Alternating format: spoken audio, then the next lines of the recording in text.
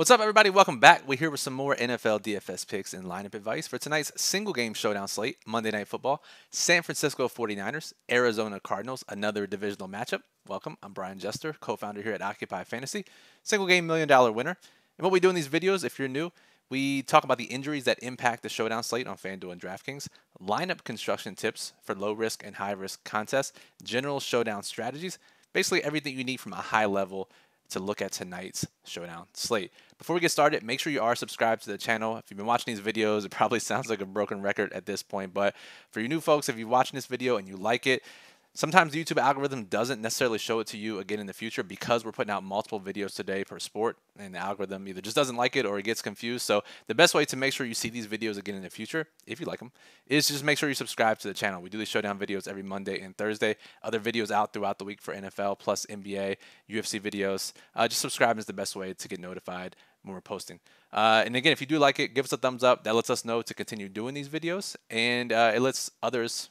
Helps others find the video. Any questions about this slate or showdown in general, go ahead and comment on the video below. I'll monitor it throughout the day. Any in-depth questions or you want to chat with us, sweat the games with us, join our Discord community, occupyfantasy.com/Discord. That link is in the description below. All right, so let's jump into it. Cardinals, 49ers, decent amount of injuries that impact the slate. And let's start at the top. Kyler Murray tentatively was expected to be back tonight, limited in practice every day this week. However, multiple national reports have come out this morning. I'm recording this at 10:30 a.m. Eastern on Monday morning. But multiple national reports have said that he will sit out and probably through the bye until week 13, which means we get Colt McCoy with another start. Now, Colt McCoy been around for a while. Not a game changer by any means. You see the stat line last week. That's about what we can expect every time he steps on the field. So he'll start tonight, $9,400. And just from an ownership perspective, when we see backups in or we see underdog quarterbacks, we pretty much know what their ownership is going to look like. It's very depressed, very suppressed, and it's also depressing too. But Colt McCoy, extremely overlooked, extremely low owned tonight. So if you're looking for a unique angle, that's one. But again, he's not going to project very well by many systems. You see DeAndre Hopkins has the questionable tag. He is expected to suit up. He said so himself. So don't worry about that questionable tag. Let's keep on scrolling. Real quick, the kicker situation. Matt Prater is back for the Cardinals. Tristan Vizcaino was released this week. Prater will be the kicker, so no need to worry about that. No injury tag, so I don't think people will overlook it. But there are multiple kickers in the player pool just in case you were confused or not sure. Real quick, Keontae Ingram is now the running back 2. The Cardinals surprisingly released Eno Benjamin last week just out of nowhere. Really not sure what that story is about. But Keontae Ingram, if you're looking for James Conner leverage, or if you're looking for a cheap piece that's going to go overlooked, that's going to be low owned, that will play some. It is Keontae Ingram, so keep that in mind. Marquise Brown, thank God. Whatever, if you're a religious type, thank whatever God you believe in. If you're not, thank the DFS gods that Marquise Brown is not active tonight, because he was just $200 for some reason. They slipped up on the pricing. He would have came back into a decent role, if not a full-time role. Fortunately, he is not going to play tonight, so we don't have to worry about the 75% owned $200 player. So let's just be thankful for that. In the meantime, we have D-Hop as the outside receiver, Rondale Moore in the slot. And last week, A.J. Green got a ton of run on the outside, and Robbie Anderson saw just 7 pass routes. Despite trading for him, he hasn't had a significant role yet. Maybe that changes this week, but it's hard to bank on it considering his usage so far during his time in Arizona. And Zach Ertz is the final injury. He injured his knee last week. He is out for the year. Now, that means we have some cheap options to think about. The most popular of the group is likely going to be Trey McBride. Prolific pass catcher in college. He was their 3rd-round pick, I believe, this year. Hasn't done much, but he's going to project well as the starting pass-catching tight end. So expect Trey McBride at 1K on DraftKings, and over on FanDuel, he's 7K. Going to be extremely popular based on what we expect the field to do. Now, they also have Steven Anderson, who played a decent amount of snaps last week once Zach Ertz left the game. But they're also expected, and we'll know this by 4 p.m. Eastern once we get the official practice squad and injured reserve activations. Max Williams, who has played a while for Arizona, we expect him, or at least the beat reporters expect him to be called up as well. So he's another option. that you can play down there. And he's the more experienced of the group. It's not like they've been dying to get Trey McBride more involved. He's just the natural step, especially if Max Williams is not activated. But he certainly could be. Let's just keep an eye on that. And, you know, we see Max getting some ownership, not as much as Trey McBride. But if you're looking for a true leverage point, then you play Max Williams in high-risk contests over McBride. However, McBride is probably the safer play of the two. All right. Injuries. I think we covered them all there. Let's make sure. Yeah, we got them all. So tons of injuries to think about tonight. Now, low-risk contests, 50-50s, double-ups, head-to-heads. It's actually a pretty easy and decent night for that. So Christian McCaffrey, let's talk about this really quickly. McCaffrey, the highest priced player on the slate, obviously a top 2 pick in season-long leagues. I think a lot of his season-long managers were disappointed with his usage last week in the comments by Kyle Shanahan after the game. Both he and Elijah Mitchell activated off the injured reserve last week. Both he and Elijah Mitchell had 20 opportunities, rushing attempts plus targets against the Chargers. And I think a lot of people who are invested in McCaffrey were not expecting him to split workloads at any point this season. However, after the game, Kyle Shanahan said we basically want the rushing attempts to be split 50-50. Now, let's keep this in mind. That is what a coaching staff wants to do. If a game is close, I'm sure they'll give the ball to McCaffrey more. McCaffrey is running way more routes, going to be used way more in the passing game. So McCaffrey obviously more valuable, but it does lower his floor and ceiling a little bit if they're dedicated to using Elijah Mitchell. That being said, McCaffrey is going to be the most popular player on the slate for good reason. He projects the best. But again, if there's a way he fails, it's likely because Elijah Mitchell vultures a goal line touchdown. It's a more run-heavy game plan. It is a blowout. Elijah Mitchell was pounding the clock in the second half. So just think about that. Either way, low-risk contest, McCaffrey, best play on the slate.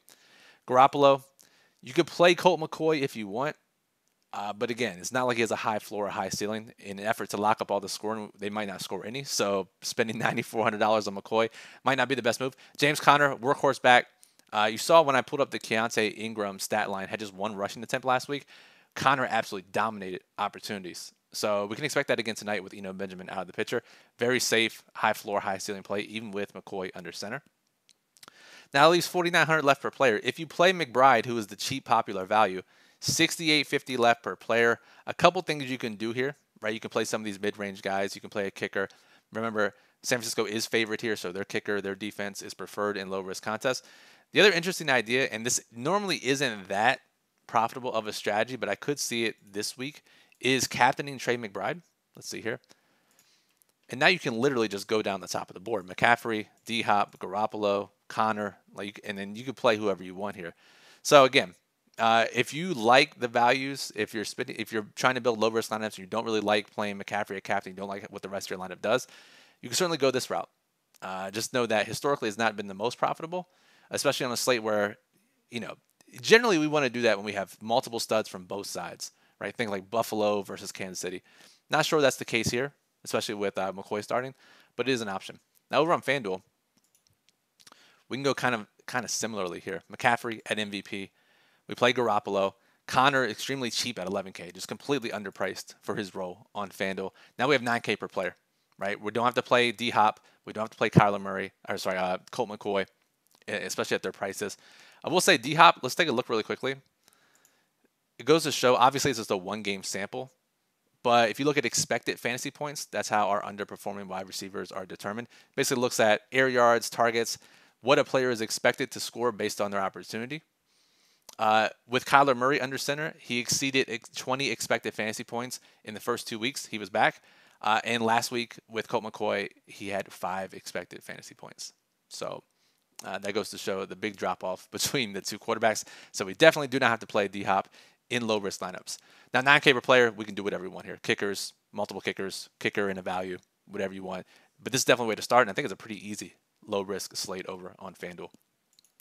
Now, high-risk contests, leagues, GPPs, satellites, exponential payouts. Doesn't matter how many entries you have. It's about the size of the field, how many people are getting paid, how they are getting paid, what the payout scale is.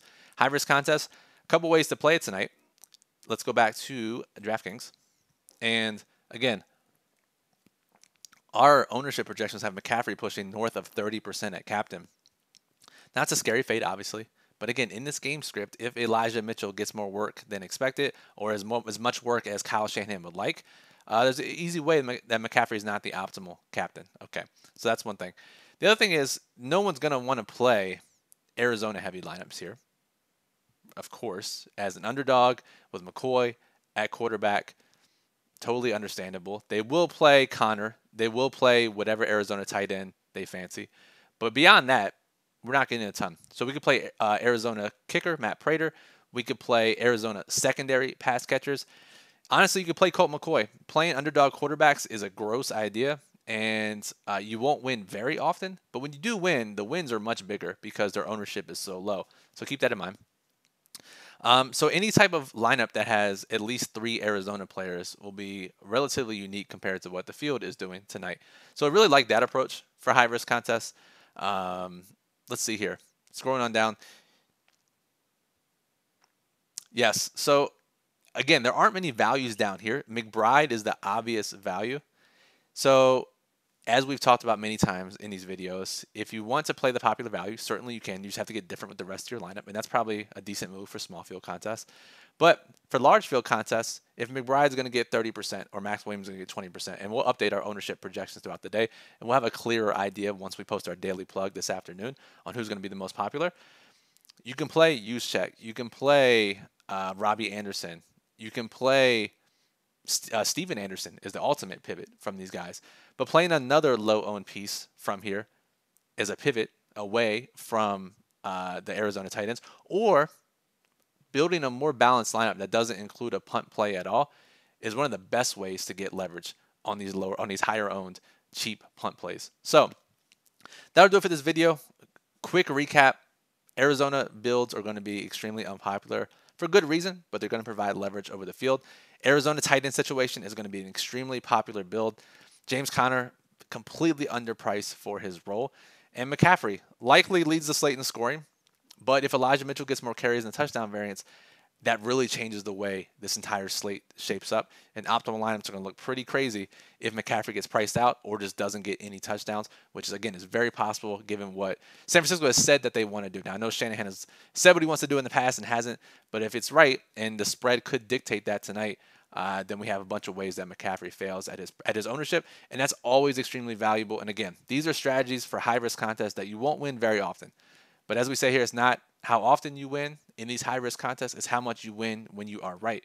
You could lose 20 times in a row, but if that 21st time is a 100x return, then obviously you'll take that. Now, it takes a strong mental mindset to do that, and that's why we advise most people to play low-risk contests, small field contests. But if you're playing these large field contests, you have to think about these ideas that don't hit very often, but when they do hit, the payouts are massive. So that'll do it. Again, make sure you are subscribed to the channel. If you stayed to this point, I assume you like the video. So if you want to see these again in the future, make sure you are subscribed. Give us a thumbs up. We appreciate it. Others will appreciate it as well.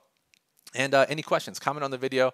Any overall showdown thoughts, comment on the video, or join our Discord server. We'd love to have you in there, chat with you, sweat out the games with you. So, Brian Jester, Occupy Fantasy, and good luck in tonight's Cardinals 49ers showdown slate.